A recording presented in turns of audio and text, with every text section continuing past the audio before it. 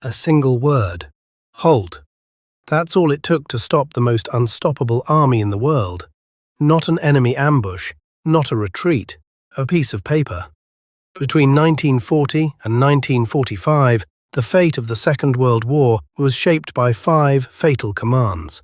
Orders issued by a leadership completely disconnected from reality and carried out by officers who understood, with terrifying certainty, exactly what those orders would cost. One order let an enemy escape. Another trapped 250,000 men in the freezing snow. These are the 5 orders that slowly doomed the Wehrmacht from within. May 1940. German panzer divisions had done the impossible. Slicing through the Ardennes, a route French planners considered nearly impassable for armour, they shattered Allied lines and raced toward the English Channel with a speed that stunned their own high command as much as their enemies. By the 3rd week of May, British and French forces were being pushed into a shrinking pocket around the port of Dunkirk, encircled, exhausted, and running out of ground to retreat to. Panzer spearheads under Guderian stood within striking distance, close enough that some forward units could see the coastline itself. Victory seemed only hours away. Then, a single order brought the advance to an abrupt halt. On May 24th, German armour was told to halt, not to regroup temporarily, not to await resupply, but to stop advancing entirely, while infantry and the Luftwaffe were tasked with finishing the encirclement instead. The reasoning behind the halt order remains one of the more debated decisions of the entire war. Some accounts suggest concern over exposed flanks and the terrain around Dunkirk unsuitable for heavy armour. Others point to Goering's confident assurance that the Luftwaffe alone could destroy the trapped Allied forces from the air, sparing the panzers for the next phase of the campaign further south. Rundstedt, commanding the relevant army group, had also recommended a pause to consolidate before the final push. Whatever the precise calculus, the halt lasted roughly 3 days. 3 days in which nothing about the strategic picture improved for Germany and everything improved for the trapped Allied forces. Those 3 days were all Britain needed. Then began Operation Dynamo. It was a hastily organised evacuation. Naval vessels, requisitioned civilian craft, fishing boats and pleasure yachts, anything that could cross the channel and return. Ferries never designed for anything resembling a military operation. Under a sky increasingly contested by both air forces and often under direct fire from German positions still tightening around the perimeter, the evacuation continued day after day. When German armour finally resumed its advance, the window had already narrowed. By the time Dunkirk fell in early June, well over 300,000 British and French soldiers had been pulled off the beaches and ferried back to England. It was, in purely material terms, still a German triumph. France would fall within weeks. But the halt order had allowed the core of Britain's professional army to escape destruction, an army that would form the backbone of British resistance for years to come, and eventually contribute to the very invasion that would help end the war in the West. Post-war analysis often points out that the halt made little difference, that Luftwaffe attacks alone could never have prevented an evacuation of that scale, no matter when the armour resumed its advance. Others maintain the lost days were decisive, that a continued panzer advance could have overrun the beachhead before large-scale evacuation ever became possible. The evidence remains genuinely contested, and no consensus has ever fully settled the argument. What is certain is this: an order meant to consolidate a certain victory instead preserved an army that Germany would spend the next 5 years fighting again. 2 years later, on a different continent, a strikingly similar pattern would repeat itself, though this time the order ran in the opposite direction, and the cost would prove just as severe.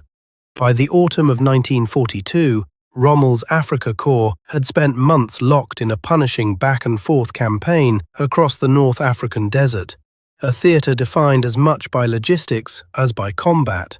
Fuel, water, and supply lines stretched across hundreds of miles of open sand, determined far more of the outcome than tactical brilliance alone ever could. By late October, Rommel found himself facing a British force under Montgomery that was better supplied, reinforced, and positioned along a fortified line near a small railway stop called El Alamein. The battle that followed ground down German and Italian forces steadily, methodically, over nearly 2 weeks. Montgomery's approach favored attrition over maneuver, a deliberate strategy of wearing down Axis strength through sustained pressure rather than seeking a single decisive breakthrough. By early November, Rommel recognized what the numbers already made clear. His forces were being destroyed in place, and continued static defense could only end in the annihilation of the Afrika Korps entirely. On November 3rd, Rommel made the only rational decision available to him. He ordered a withdrawal, intending to save what remained of his force and fight a more mobile campaign further west, where terrain and stretched British supply lines might restore some balance to the fight. Hitler's response arrived within hours. The order was unambiguous: victory or death. No retreat, not one step. Hold the current position, regardless of cost. Rommel, faced with a direct command from his supreme commander, halted the withdrawal already in motion and ordered his exhausted forces back into positions that offered no realistic prospect of holding. For nearly 2 full days, German and Italian units remained pinned in place, absorbing continued British pressure while their commander understood, with total clarity, that every hour of compliance cost him men, vehicles, and any remaining chance of an orderly withdrawal. Ammunition dwindled. Fuel reserves, already critically low, burned away with nothing to show for it. Units that could have disengaged in reasonably good order instead found themselves increasingly vulnerable to encirclement. By November 4th, with the tactical situation deteriorating past any point of recovery, Rommel resumed the retreat, defying the standing order, a decision made not in defiance, but in recognition that continued obedience meant the total destruction of his army. Hitler, faced with the reality on the ground, eventually relented and permitted the withdrawal already underway. But the delay had already extracted its price. Equipment that could have been salvaged in an earlier orderly retreat was instead abandoned or destroyed. Units that might have disengaged intact instead suffered additional and unnecessary casualties during those final static hours. The retreat from El Alamein marked the beginning of a westward withdrawal that would eventually see Axis forces pushed entirely out of North Africa within months. Military scholars still debate whether the delay imposed by the victory or death order, though costly, fundamentally altered the ultimate outcome in North Africa. Given the overwhelming material advantage Allied forces already held by late 1942. Others argue the additional losses, particularly in armor and transport, further crippled a force that could ill afford any additional attrition, accelerating a collapse that might otherwise have unfolded more slowly and on terms more favorable to the defenders. What both episodes share, separated by continents and by opposite directions of intended movement, is a common thread that would recur again and again in the years ahead. A field commander, closest to the reality of the battlefield, reaches a judgment based on the immediate tactical picture.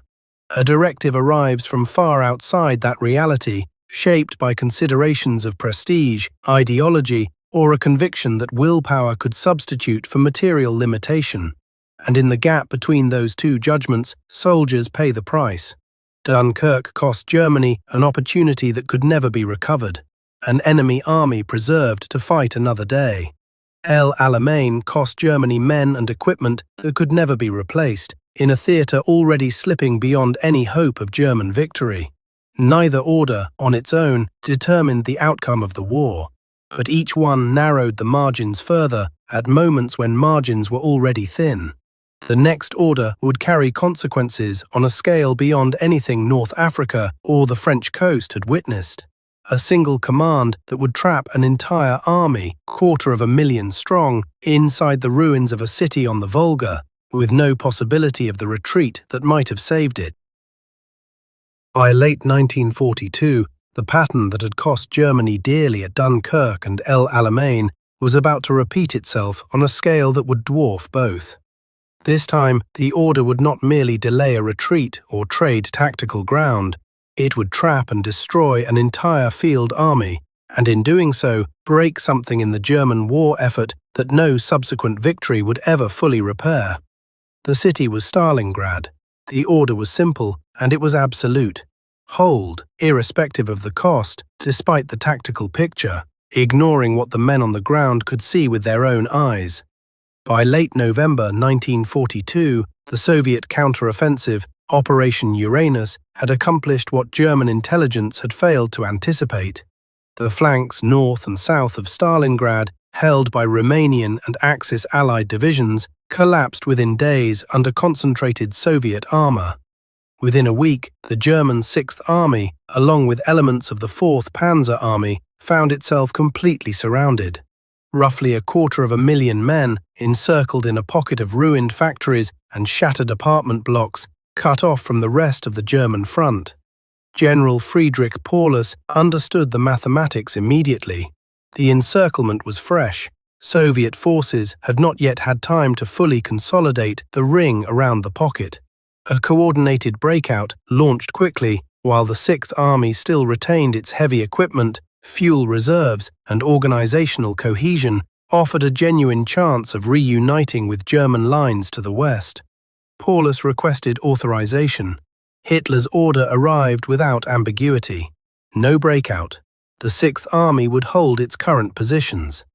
Hermann Goering, in one of the most consequential miscalculations of the entire war, personally guaranteed that the Luftwaffe could sustain the trapped army by air, promising 500 tons of supplies daily, a tonnage they were never equipped to deliver. They hoped to hold the pocket through the winter until a relief force could fight its way through. The order rested on a promise the Luftwaffe was never equipped to keep.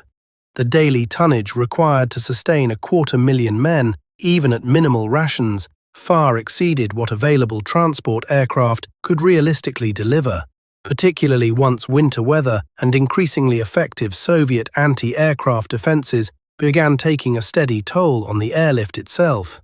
Some days, barely a fraction of the promised supplies reached the pocket. Soldiers who had advanced into Russia as some of the best-equipped troops in the German army began within weeks to starve. Field Marshal Erich von Manstein was given command of a relief operation, Operation Winter Storm, intended to punch through Soviet lines and reach the trapped army before conditions inside the pocket deteriorated beyond recovery. For a brief window in December, the relief force fought to within roughly 30 miles of the encircled troops, close enough that some accounts suggest visual contact might have been possible under different circumstances. Manstein requested that Paulus attempt to break out and meet the relief force part way, a coordinated effort that offered perhaps the last realistic chance of saving at least a portion of the 6th Army. Paulus, bound by the standing order to hold his position and lacking explicit authorization to abandon it, did not act. The relief force, unable to close the remaining distance alone and increasingly threatened by fresh Soviet reserves, was forced to withdraw. The window closed, and this time it would not reopen. What followed inside the pocket has been described by survivors and documented by historians as among the most brutal chapters of the entire war. Temperatures fell far below anything most of the trapped soldiers had ever experienced. Rifles froze solid. Wounds went untreated in makeshift hospitals, overwhelmed far beyond any capacity to help. Horses were consumed first, then whatever else could be found. Soldiers who had crossed into Russia as part of one of the most formidable armies in the world were, within a matter of weeks, reduced to a starving, freezing remnant, still bound by an order that made no allowance for the reality closing in around them. On January 30th, 1943, in a gesture heavy with unmistakable implication, Hitler promoted Paulus to the rank of Field Marshal. No German officer of that rank had ever surrendered. Paulus surrendered the following day regardless. The remaining northern pocket held out 2 more days before following. The scale of the loss defies easy summary. Tens of thousands had died within the pocket itself, from combat, starvation, and cold. far more entered Soviet captivity, and of those, only a small fraction would ever see Germany again, most perishing in the years of captivity that followed. An entire field army, one of Germany's most experienced formations, had ceased to exist, destroyed not primarily by Soviet arms, but by an order that refused, until far too late, to acknowledge what those arms had already accomplished. Stalingrad shattered something beyond the Sixth Army itself. It ended, permanently, the perception of German invincibility that had defined the war's early years, both among Germany's enemies and, increasingly, within its own high command. A year and a half later, a different kind of order, less dramatic in the moment, but arguably just as consequential, would compound the damage along an entirely different coastline. By the spring of 1944, German commanders in the West understood an Allied invasion was coming. What they could not agree on, and what a specific chain of command order would fatally complicate, was how quickly German armor could respond once it arrived. Field Marshal Rommel, tasked with defending the Atlantic coastline, believed firmly that any invasion had to be defeated on the beaches themselves within hours before Allied forces could establish a secure foothold. This required panzer divisions positioned close to the coast, ready to counterattack immediately. Rundstedt and several other senior commanders favored a different arrangement, holding armored reserves further inland under centralized control, ready to strike wherever the true weight of an invasion revealed itself, rather than risking those reserves being scattered against what might prove a diversionary landing. The order that resolved this disagreement satisfied neither position. Several key panzer divisions were designated as OKW Reserve, meaning their release into combat required direct authorization from Hitler's own headquarters, regardless of the tactical situation developing on the ground. Local commanders, even Rommel himself, could not commit these forces without explicit approval from far outside the immediate battlefield. On the morning of June 6, 1944, as Allied forces came ashore across the Normandy beaches, this order produced consequences that unfolded with agonizing precision. Reports of a major landing reached German command within hours, yet authorization to release the reserve panzer divisions, forces that might have struck the beachhead while it remained shallow and disorganized, required Hitler's personal sign-off. But Hitler was asleep. Members of his staff hesitated, wary of waking him over what they suspected was just a diversionary attack ahead of the true invasion at Calais. Critical hours passed. By the time authorization finally arrived and the reserves began moving toward the coast, Allied forces had already secured their beachhead, brought naval gunfire support fully to bear, and begun the process of consolidating a foothold that would prove impossible to dislodge. The order that had been designed to ensure centralized, decisive control over Germany's most powerful mobile reserve instead ensured that reserve arrived too late to matter. Historians remain divided on how much difference an earlier release genuinely would have made, given the scale of Allied air and naval superiority already in place by that stage of the war. But the order itself, structurally guaranteeing delay at the exact moment speed was most critical, stands as a clear example of a command decision shaping outcomes long before a single shot clarified the battlefield picture. Two orders. One trapped and destroyed an army through the refusal to permit retreat. The other ensured that Germany's most powerful remaining reserve arrived one crucial day too late. Both originated from the same conviction, one that would recur until the war's final weeks, that control exercised from a distance, however disconnected from the battlefield reality, mattered more than the judgment of the men standing in it. One order remained, and it would prove the strangest of all, a command not aimed at any enemy, but at Germany itself. By March 1945, the war Germany had started was closing in from every direction. Soviet forces pressed from the east, Allied armies from the west, and the strategic reality facing German high command had shifted from questions of victory to questions of how much longer the collapse could be delayed. It was in this context, with defeat no longer a possibility but a certainty, that the fifth and final order was issued, one aimed not at any advancing enemy but at Germany's own infrastructure, its own industry, its own population. On March 19, 1945, Hitler issued a directive that would become known, informally, as the Nero Decree. Its instructions were sweeping. All military, transportation, communications, industrial and supply facilities within German territory, along with material assets of every kind, were to be destroyed before they could fall into Allied or Soviet hands. Bridges, rail lines, factories, power stations, anything that might allow the advancing armies or the German population left behind to sustain even basic function once occupation began. The reasoning behind the order, insofar as any coherent reasoning existed, appears to have rested on a form of scorched earth logic Hitler had witnessed applied against German forces during the retreat from the Soviet Union, where retreating Red Army units had destroyed infrastructure to deny its use to the advancing Wehrmacht. Applied now to Germany's own territory, the logic inverted entirely. This was not a strategic denial of resources to slow an enemy advance already unfolding at unstoppable scale. It was the deliberate destruction of the infrastructure German civilians themselves would need to survive in the months following whatever came next. The order landed on desks already strained by the collapsing military situation, and the response it generated revealed just how far trust in central command had eroded by this final stage of the war. Albert Speer, serving as Reich Minister of Armaments, moved almost immediately to undermine the decree's implementation. Speer had spent years building and maintaining German industrial capacity, and he understood, with a clarity many around Hitler no longer possessed, that total destruction of the country's infrastructure would leave the German population facing conditions closer to mass starvation than mere hardship, no matter how the war itself concluded.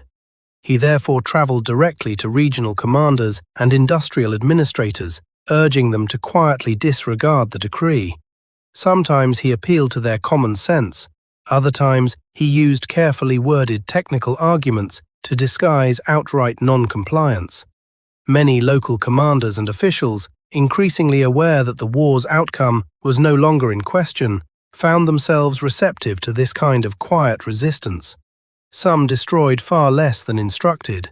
Others sabotaged the destruction orders they did receive, arranging for explosives to fail or demolition crews to be delayed until Allied forces arrived and captured facilities largely intact. Bridges that might have been leveled were instead defended just long enough, then abandoned without detonation. Factories slated for total destruction instead saw only partial, token damage. This pattern of quiet defiance was not universal. In some regions, particularly where local commanders remained rigidly committed to following orders ignoring the circumstances, the decree was carried out with considerably more thoroughness, and infrastructure that might otherwise have survived was destroyed as instructed. But the scale and consistency of the resistance to the order, emerging simultaneously across multiple regions and multiple levels of command, marked something new. This was no longer a single field marshal quietly delaying a retreat under battlefield pressure. This was a broader collapse in the machinery of obedience that had defined the German military and administrative system for the preceding 12 years. The order's ultimate failure to achieve its intended scale of destruction is generally attributed less to any single act of resistance and more to this diffuse, uncoordinated pattern of non-compliance, spreading through a command structure that increasingly recognized further destruction served no purpose beyond deepening the suffering of a population already facing occupation and defeat. Retrospective views often highlight Speer's intervention as the decisive factor in preserving enough infrastructure to prevent a far more catastrophic post-war collapse.